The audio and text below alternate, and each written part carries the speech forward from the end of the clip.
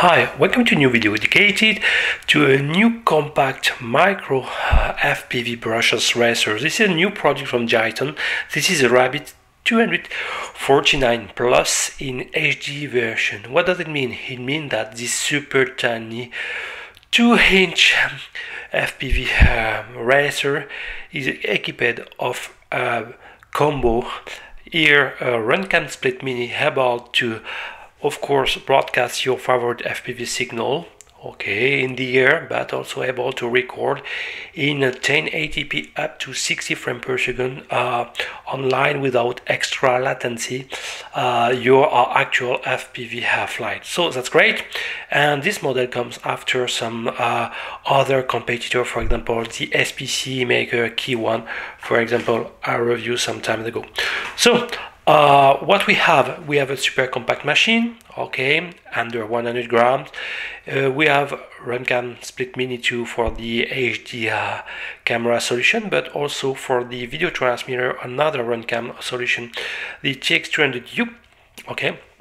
So thanks to this board, we have the support of Smart Audio, ideal to select your favorite V-band, V-Freq, okay, via the OSD. In terms of motor, we have some 1105 spinning at up to 5500 kV. A little bit slower than the SPC maker Q1, for example. It's member branded, and for the flight controller board is also member branded. It's the F405 Mini, okay, and this one welcomes some ESC supporting 4S and 20 ampere and peak during 5 seconds up to 25 ampere. In terms of props, in this combo we have some different prop possibility.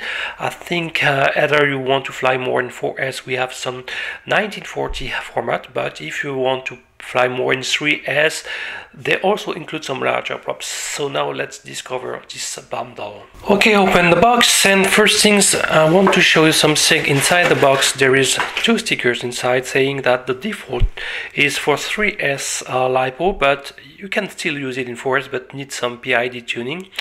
And be aware, they're warning that maybe the motor can get too hot, but don't worry for this.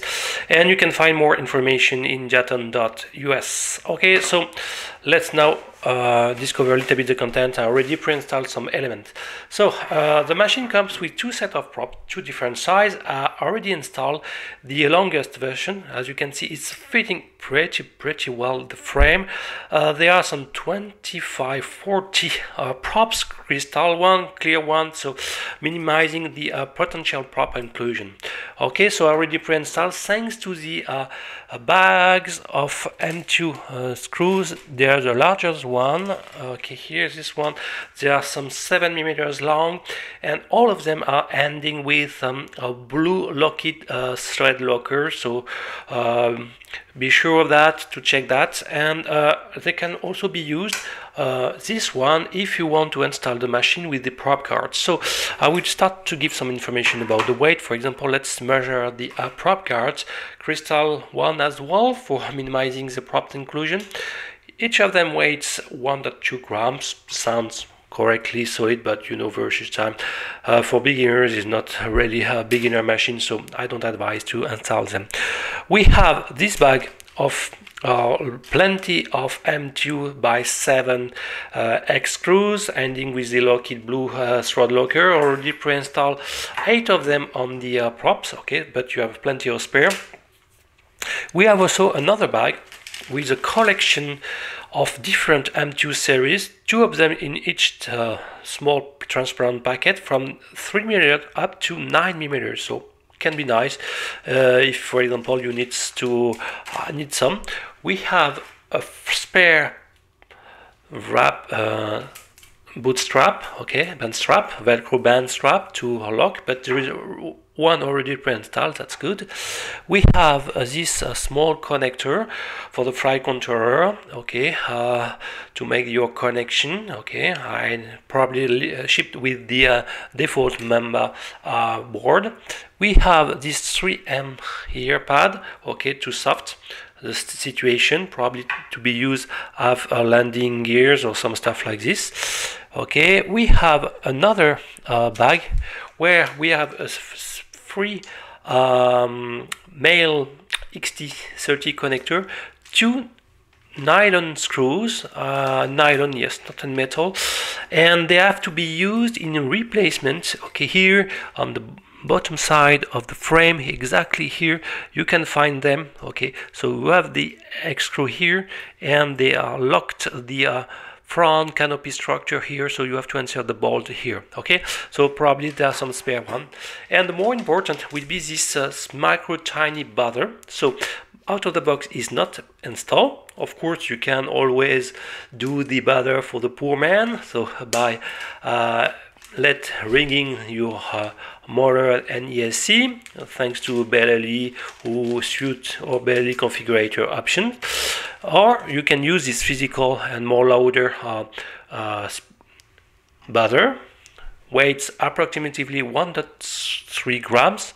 Okay, and on the front side, okay, exactly, or more on the left one, we have a free 2 position plug, okay, with 1mm pitch connection, okay, where you have to install.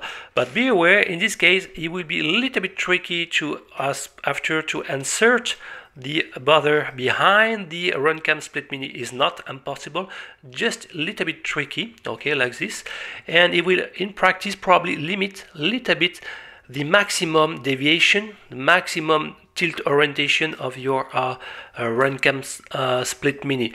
Let's check it immediately by default. So you can see the nominal value is not completely 0 degrees, but something about 5 degrees, and the maximum, whatever the presence of not of the bother, I will exit it, pull it. You will see that is a little bit limited also in maximum angle. So, okay, and you will see that this one is limited to something about 35-40 degrees. Is not catastrophic at all, okay, but be aware. And when you will attach your OSD somewhere, it will limit a little bit more the maximum amplitude of your runcam split mini. So if you want to fly aggressively, maybe another location of this bother must be investigated. But at least you have the choice. So you can, for example, install the bother like this, and you are still free of, okay, something about 20-25 degree maximum. So it could be a limitation, okay. So, and be aware to not push it too in direction of the top of the canopy, because you have the rubber band of the runcam split mini connection, so it's a fragile rubber band, so be aware with that. Don't stress too much this part. If you want to break it for a simple bother, it won't worth it. Okay, let's continue now a little bit with the accessories. We have the characteristics of the flight controller. Here we have the Mambo, but we have more this mini version, so with the 6-axis in MPU 6000, so we should not observe some drift effects, or presence of built-in OSD, of course. The back is up to 1 ampere, and it can accept 4S without problem. Okay, and we have in the other side the characteristics of the built-in ESC. So we have this one supporting DShot 600, 4S as well, 20 ampere per ESC, maximum to 25. Okay, let's now continue a little bit with this machine. This one comes in PNP version, so without receiver, and for this one we have this plug here. Okay, so by default this one comes with a 5-position plug micro GST, where maybe you can notice that the 3 of them only are here, and 2 are short-cutted over the exceeding amount of the connector. So this one comes for an Air XRI default FieldSky receiver, such kind of receiver. Here I've got, okay, this one got this 5-position connector out of the box, so you can effectively directly plug and play this Air XSR receiver, the PSK model, okay, like this. So maybe more in this one will be more easy, but it's plug and play, no problem. You have to know that such connector got S-bus communication, but also S-port in and S-port out. So the two wire cutted are corresponding for the S-port. So this type of receiver in S-bus, okay, connection, of course, offer the binding, but don't offer, for example, the RSSI on the last channel like the PSK XM, XM Plus, for example. There are at least two possibilities. If the total 5 wire were there and connected to the flight controller board, we could use the S-port also connection, and thanks to the soft forwarding, we could forward to the flight controller, and more especially for the USD, the RSSI information. Since they are cutted, we have to rewire these two S-bus S-port communication, and it's a drawback. So out of the box, with this type of receiver, we cannot have very easily RSSI on the USD. Another alternative would have been to flash the new type of firmware for such kind of receiver, supporting the F-port. Thanks to this one, it's a new protocol done by PSK for Betaflight. Thanks to this one, we have one unique and half duplex directional, bidirectional protocol. We can have all the information, okay, sent to the radio or also sent to the USD. So this one required to flash a new firmware on it, okay, and we have also to do correctly the connection. So this one use an inverted F-port or port. So two options. Either it's the flight controller board supporting this inverted port, okay, but it's not the case for the Mambo. Either you can also not use this inverted port here and use the uninverted directly by soldering the signal wire on one of the two very small pin located here. Okay, this is more the inner to the ship, and you can here use this one. So it means that you will need some soldering job one more time, and you cannot use anymore this 5-position connector here. It means that you will need to do some soldering. So it's a way to have a more easy, I would say, or more simple forwarding RSSI information and telemetry thanks to the new F-port protocol.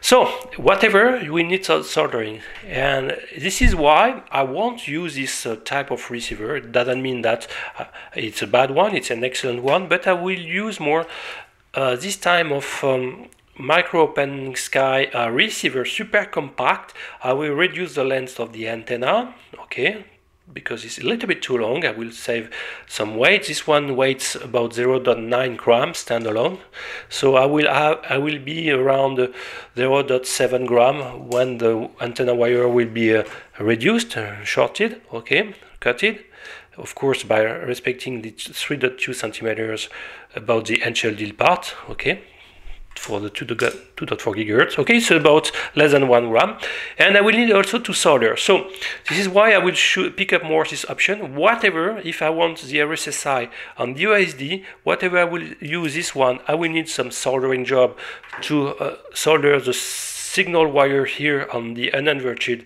port, or for this one I will need also to solder here the classic 3 wires for the ground plus 5 volt and the S-bus connection. So I will remove this connector and solder more this one, and I will gain a little bit of weight. And this one, like the XM Plus, offer the RSSI on the USD via the last channel. So I will sacrifice the last channel, but we have an FPV racer. We don't need a lot of extra channel. Okay, so let's continue about the description. So the Mamba, as you understood, don't support an uninverted UART input. What's a pity? And also we can now describe a little bit the RunCam main board. This is this one, the not completely the last one. This one is a video transmitter, I will talk about in a few instants, but this one with the two buttons are for the run can split mini. So we have the plastic protecting the micro SD casing, and also to not have a direct contact about the electronics. So the first front one will stop or record the video recording. Okay, by default you have the auto recording turned on as soon as you turn the machine, and the last one is more to enter the OSD and to navigate between the menu and selection. One word, the run can split mini can be controlled also by a free UART port, and in this F4 board we have another free one, okay, the UART 6, and this one will require two wire wiring, and is not done by default. So what's a pity, for example, the Diatone didn't use these two wires and to use the last free UART port, UART 6, for example, by wiring these two RX-TX of the run can split mini to the last UART 6 free port, and in this case we will be able to record or stop recording thanks to a switch on our radio. It's not a must to have, but I would like that with two simple wires this option will be there out of the box. So if you want that, you will need some to unmount, to disassemble your machine and to do this tricky soldering job, etc. So if you are not a pro of this soldering iron, could be a problematic. So let's continue. About the structure, I didn't give the weight standalone, so we don't have the receiver, okay. So this one with the props already installed is already 92.1 gram. Let's compare with the SPC Maker Key 1, okay, this one, and with the prop installed. But here we have the FierceSky XM Plus installed, okay, and even I've got the lens cap, so it should be a little bit more lighter. So we are at least 4 gram, but even more. 6 gram more heavier for the new Diatone, look that, and I have to add the micro receiver, so 1 extra gram about, and also the buzzer. So we are ready to be a 94.2 versus 86, so we are close to be 8.2 grams more heavier for the Diatone. Of course, we have some larger props compared to the 19. I think the pitch is more severe for the SPC Maker, but you can see that this is a direct competitor. Of course, we have a frame more beautiful with the Diatone. I have to recognize that the look is really nice, very nice design. And look, in terms of size, we can see that the Diatone got longer arms, so maybe a good news in terms of vibration. So now we will talk about the main challenge to do such kind of micro HD FPV machine. As you may know, for the SPC Maker Key 1, and there is also some other, it's really challenging to build some 2-inch FPV racer in HD format without jellos. Okay, maybe part of the jello come from the run can split mini due to this CMOS sensor, but main part are coming from the extra vibration, at least for the Key 1, and required some soft mounting, okay, and there is one out of the box for the SPC Maker, and some very lot of time to tune the PIDs and to set, I would say more time to set correctly all the filters and the bandwidth and the cutoff of the frequency for each filter, or low pass or band pass filter. So a lot of tuning required, and even with that we still have some jellos on the SPC Maker Key 1.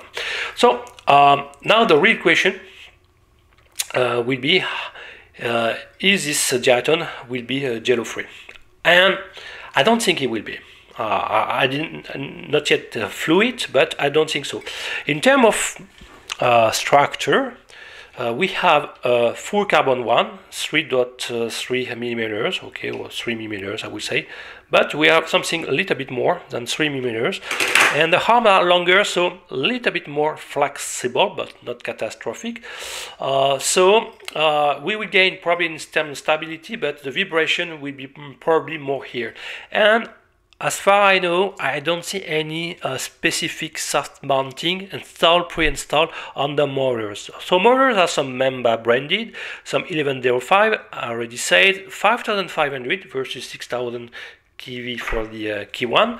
So a little bit slower, but we can here install some, look at that, some the prop. It's super. The gap is, wow, incredibly small, but we can install up to some 25-40 props, so much more larger. So probably they are for 3S flight. I want to show you what type of props you can install. Some kind of 350, so we should turn around in 3S. Okay, so let's add 1 gram more. We should be around 100.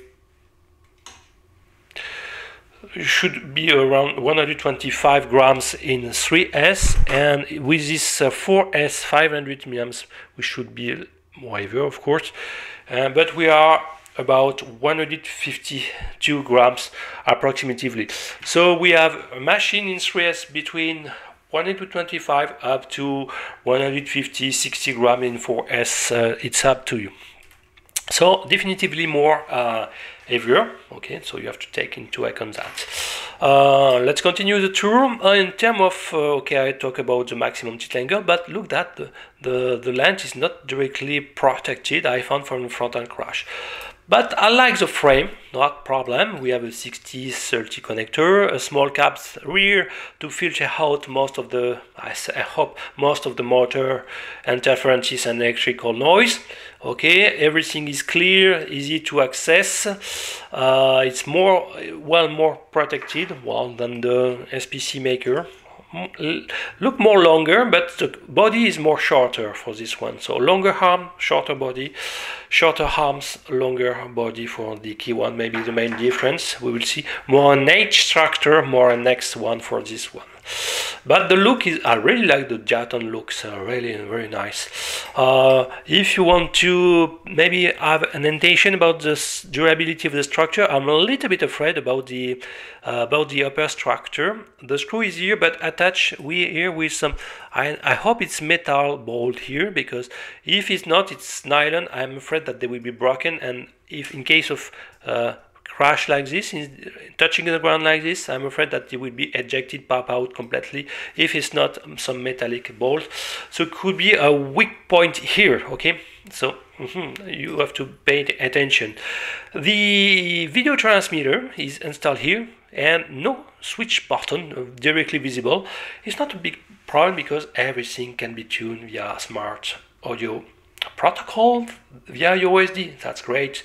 So really I like, and I think at least a positive point versus the key one where nothing was done. And even if no, the video transmitter doesn't support at all the smart audio, this one supports it, and you can select either 25 milliwatts or up to 200 milliwatts. It's a Runcam, also 40 channel Runcam video transmitter, compact, attached with a micro FL connector here. Okay, maybe you will need to add a small drop of glue to secure it. And look that the 500 GHz is installed horizontally, not a big ideal situation for the radio propagation, so should be installed more vertically to optimize a little bit the FPV range, but I will test like this.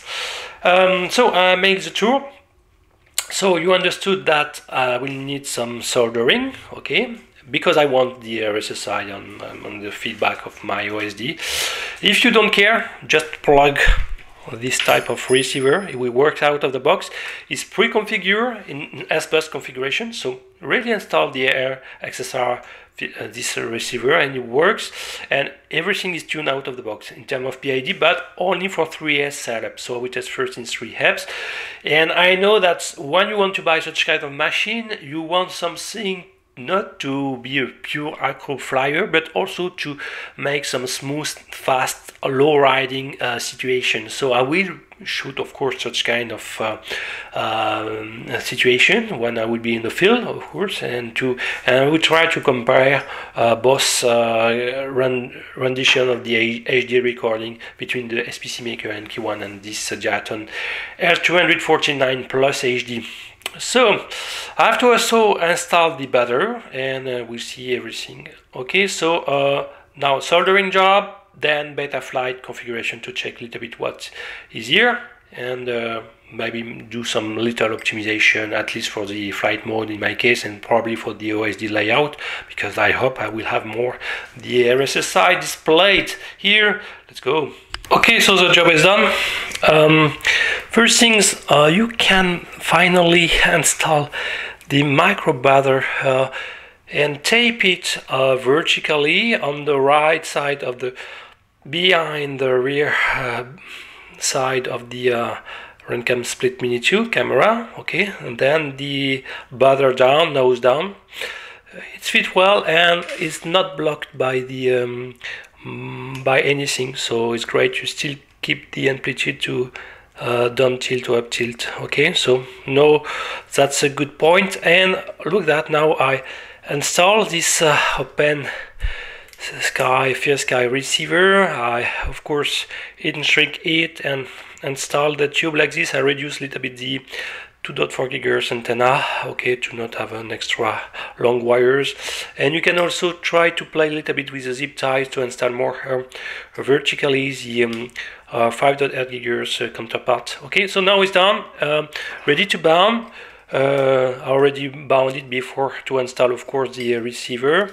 So thanks to this one, you have the RSSI on the last channel, but also you have also the telemetry available on your Tyranny, so and so on. So that's a good. It's a simple G8, but with a 200-300 meters of range is not so bad at all for a compact FPV racer. So largely enough in my point of view.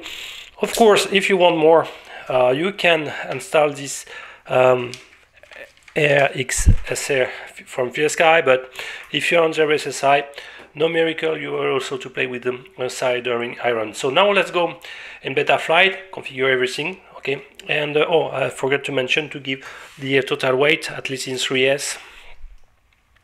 Now I'm about 126, 25.9 gram, okay, in 3S. 350 milliamps power, so, and around 160 in 4S with 500 milliamps powers on LiPo. Okay, let's go in Betaflight right now. Okay, so let's connect the machine first, just with the USB. No battery yet, so I will press connect, and maybe, and let's check immediately a little bit the situation. So let's check the port, and we have the serial turned on for the UART1 because, as I say in the introduction and the main part of the video, this machine weights more probably the RXSI from FierSky, working by default in serial protocol based. So this one is turned on for the UART1. Important for UART3, we have the control of the video transmitters thanks to the ERC tram protocol, and we have a free UART6. So maybe it's a way to connect your Runcam Split Mini to this free port to control it, at least the video triggering. So let's continue on the configuration. So we have a normal setup, at least no prop out pre-selected. D-Shock 600 is selected by default, no specific board alignment. 8 kilos for the both loops, just accelerometers turned on. Okay, we have a CPU load about 9% by default, which is not bad at all for the F4 flight controller. Default name Diatone, you can select whatever you want, okay, and then now focus a bit on the receiver part. We have effectively the serial receiver one, and more particularly the S-bus. And as I said previously, if you want to be sure to use the XSR FieldSky protocol flash with the F-port firmware, okay, you will have to select this one instead. Then you will be able to also enjoy the RSSI and the OSD more easily. So let's continue a little bit. We have the air mode turned on by default. I will disable it. Okay. Anti-gravity also turned on by default, and dynamic filter also pre-selected by default. So two modes if you are not sure to use it or just want to apply them only for one of your flight mode. You can enable it locally, punctually on this particular flight mode. If you want to enjoy the buzzer for poor man, and if you didn't install the given buzzer, you can turn on these two options. It will let me ring the buzzer, okay, and you can tune and the volume of the buzzing through binary configurator, for example. So I don't touch it, I don't activate these two options because I installed the provided buzzer. So I will save and reboot. Let's check a little bit the sometimes we have to disconnect and reconnect, okay, in order to make the communication working again. So let's check the power battery. We have the classic LiPo minimum cells and warning cells. For the failsafe, we have the classic default option. Let's check the PIDs. So as I said in previously, these PIDs values have been set for the 3S configuration, and more specifically with the 1940 smaller crystal props. Okay, so if you observe some oscillation, more oscillation with the larger props and with the 4S configuration, you will have to tune by yourself all these PIDs. In terms of rate, we have the default Betaflight 1, so as usual I will select more something linear for the yeah answers, so and something about 33 here, 600 degrees but not linear, and I will increase this one sorry, to something more faster, so okay, 800 degrees will be enough for starting, okay, for the pitch and roll axis. Let's check also the filter settings, and I don't see any particular, maybe here we have a particular choice of the filter. So probably will be the most, I would say, panel. You will spend some time there to adapt I would say the low pass cutoff, okay, and the for the different you can apply up to 2 low pass and probably also another one, okay, just for the DTM settings. So you will spend a lot of time. So there are one, okay, you have two different cutoffs successfully. They apply, I guess, in serial, but you will have to spend some time here probably to reduce the jello if there are some, and I guess, and I'm afraid there will be some, and you can probably reduce a little bit them thanks to this configuration panel. Let's check now the receiver, and if you turn the transmitter already bounded, you have to know that unfortunately, even when powered by USB ports with 2 or 3 ampere, the receiver is not powered at all. So you will need to plug the battery to enjoy or to check if your receiver is working. So what I will do now, and as you can see now, I've got the receiver working. So my channel are more or less centered on all the value of 1500. Okay, so I will probably hand tune with a mixer on my jumper radio to be exactly on 1500, and you can check that the RSSI is here on the aux5, so I will apply it here to enjoy the RSSI on my OSD, and then always apply a deadband of value of 4 for the both the YA and the RC deadband. I will apply them, save that. But in terms of channel mapping with my jumper, the default one was the Aeron elevator throttle rudder by default. If you have a Taranis, okay, probably you will need to change the channel mapping to the other order spectrum here, and starting with the throttle one instead. So everything is here. Let's check the mode right now. We have the arming on the aux1, okay. So I want that because I've got the prop installed, so I want to press it. So I will disconnect the receiver, okay, the battery, and to be sure that there won't be any accident. And I will now tune a little bit the flight mode before to validate it. So what I will do is effectively to arm with the aux1 in a lower position. Okay, so maybe I will kill this one and apply the default one, aux1, with the default range value of the switch, like this. And I will apply the buzzer. Where is the buzzer? Here, on the aux1 as well, in the middle position. So here will be the aux1. Okay, and we'll save that. And nothing when it's on upper position, no arming and no buzzer. So when my switch here will be in the middle position, I will activate the buzzer. When it will be down, I will arm the machine. Okay, and when it's up, nothing happened. Completely disarmed. So the flight, the aux2 here will be used for the flight mode here. Okay, so angle, typically horizon, and acro plus the different air mode that we select. So let's do that job.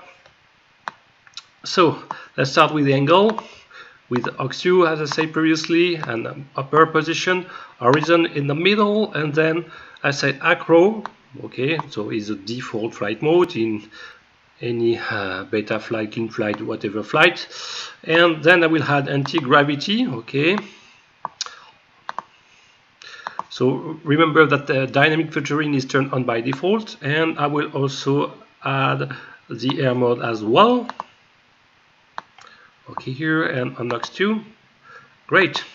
So I'm saving, and I've got, if I want, another free aux, and if the wiring for the Runcam Split Mini was done, I would be able to, for example, to control the camera thanks to this camera control here, but it's not the case. So let's check that. If I want to add the pit mode, etc., I can probably maybe use this aux3 here, but I won't do it.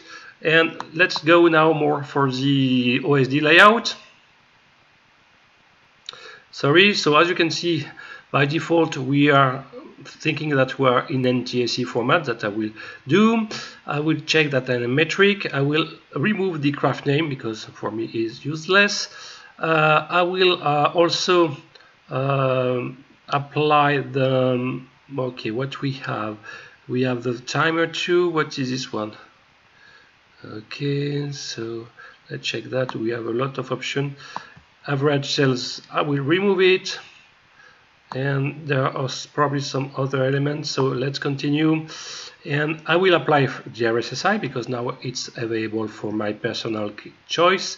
So where is the RSSI? I will optimize a little bit the layout, the battery, why not in the top corner like this. And I want to, what is the matte draw? I'm not sure there is a current sensor installed on this board. Could be a nice surprise, but I'm not sure of it. And the VTX channel, okay, why not if it's working. And here we have the timer 2. What I want to add is the crosshair and the throttle position as well. So I'm not sure I want to display the current channel, but if you want, okay, I will maybe install it in uppercase like this. So sounds good. I will now use another font, more larger, so I will use the clarity here.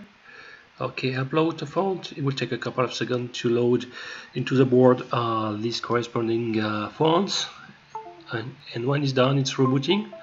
Okay, and we are ready to go. So no specific light, okay, and we are ready to be configured. So I will make now the session of test. Okay, first try to test some basic goofering to check first how stable the machine in terms of HD recording. That's probably the most important point, because if you buy this machine, you want some absolutely some pretty jello-free HD recording in low riding condition, on fast forward movement, whatever, not specifically on super acro style mode, etc. Maybe you not really care of that. So now let's go first in my garden, make some basic tests, then in the field.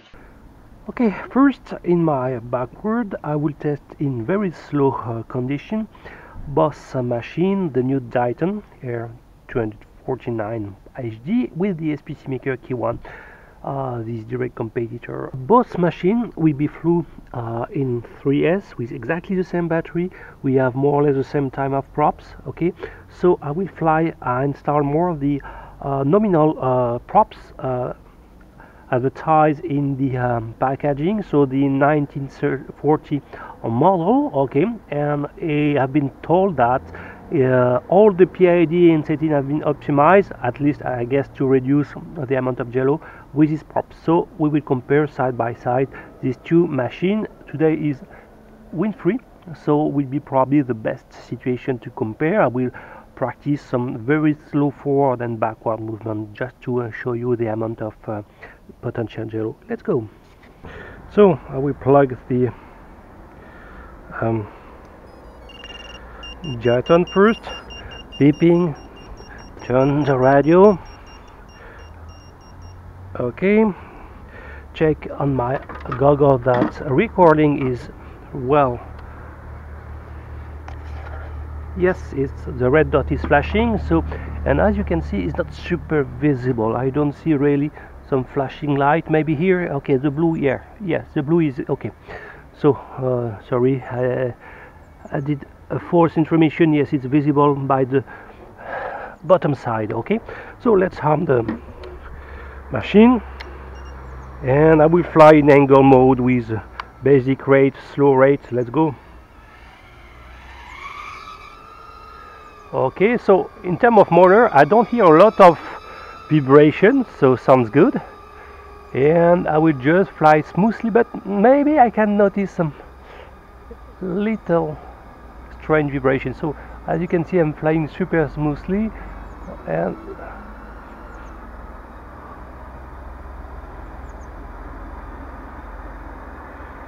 okay, and just very slow motion in order to compare after the two performances.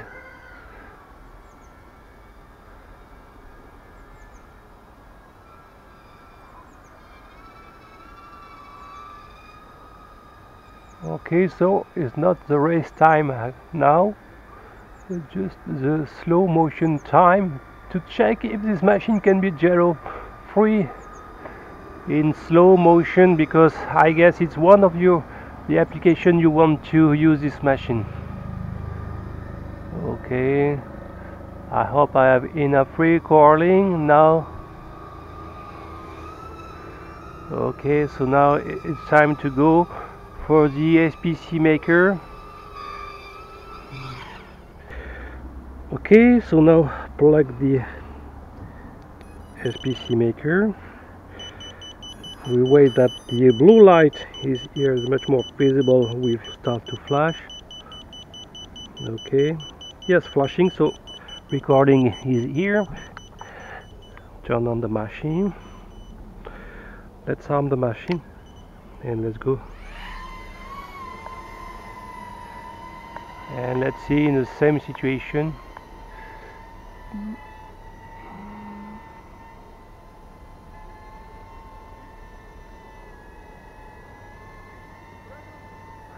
in super slow motion. You know, I can feel that the SPC Maker is lighter and more powerful in the same setup. We have close to 8 grams of difference, and the motor are 6000 kV versus 5500. Maybe it could do the difference. So I will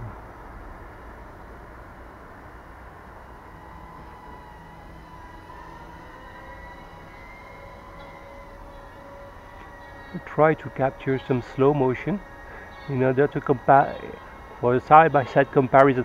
Notice that the SPC Maker got some soft mounting in TPU based, not so bad, so should do a part of the job to remove the jello. But as you know, for the SPC Maker Key 1, the result is not yet perfect, even if the motor sounds good. So I mean, what I didn't hear any extra vibration, but unfortunately in the HD video you will see that we have this small amount of jello. So another attempt, this time with the larger prop, because I am first of all super disappointed by the first preliminary result obtained with the 1940 props. So I want to give a chance to the larger 2540, maybe it will help a bit, not completely sure. So in the same situation, in 3S condition, let's try to, okay, and I want to, we turn the radio transmitter, okay, we'll wait that the auto recording is flashing, so we are ready to go.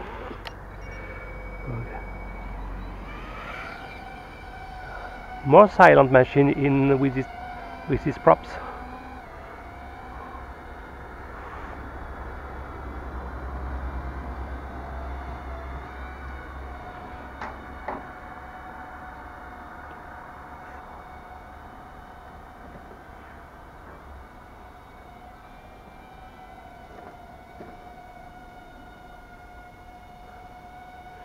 So we'll be able to see what are the differences with this type of props. So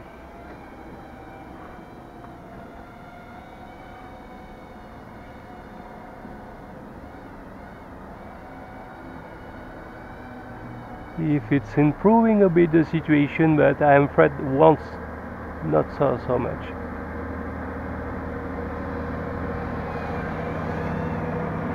It's a huge pump.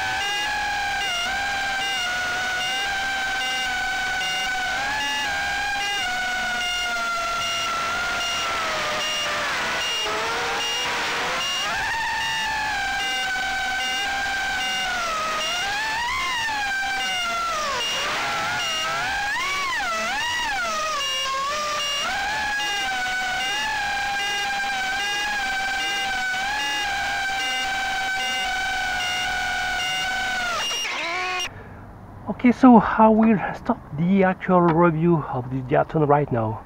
Why? Because the main motivation of buyer for such kind of machine is to have a super compact 2-inch FPV brushless racer able to shoot some very stable and jello-free videos. And this one, whatever my attempt to tune the PIDs and filter settings, failed, like the SPC Maker K1. So unfortunately this one is not yet the right answer in 2-inch format to shoot some HD 1080p 60 frames per second HD video. It's a pity. Of course I can try some tests in wide open space to fly it in an FPV racing condition, but I'm repeating, this machine is more to target to shoot some good HD video, and is not possible with. So the first main test failed. I'm stopping right now the rest of the testing because it's useless. Okay, I hope you enjoy this new video. Please submit because it's very important for YouTube, and if it's not already done, please subscribe, and see you next time. Bye bye.